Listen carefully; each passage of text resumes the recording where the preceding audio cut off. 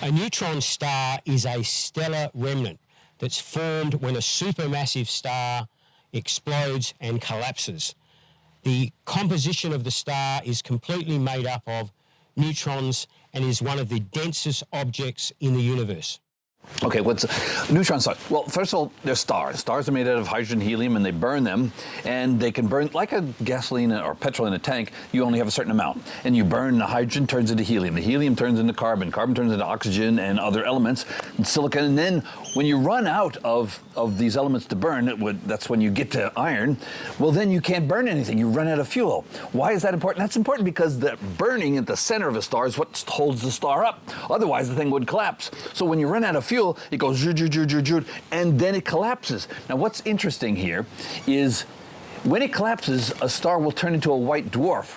A white dwarf is it goes down to, I don't know, let's say about this size, and it's held up by something called electron degeneracy pressure. And essentially, you have electrons that don't want to be squished anymore. But if you have so much mass, more than about 1.4 solar masses, it goes boonk and it pushes the electrons into the protons, and then you have a neutron star. So you ask me, what is a neutron star? Well, what is a neutron? Well, what is an atom? First of all, you have atoms. Atoms, let's say, if we made an atom this big, all of this would be electrons, and right here, tiny, you couldn't even see it, would be the nucleus. Nucleus made out of protons and neutrons, usually about the same number of protons and neutrons. So those are the things that are in the nucleus. Now, a neutron star is not made out of atoms. If we took the electrons and go, push them into the protons and then create another neutron, then you have this tiny thing, and then you put another tiny thing, another tiny thing, and that's why they're so heavy. They're made out of essentially nuclei, or neutrons.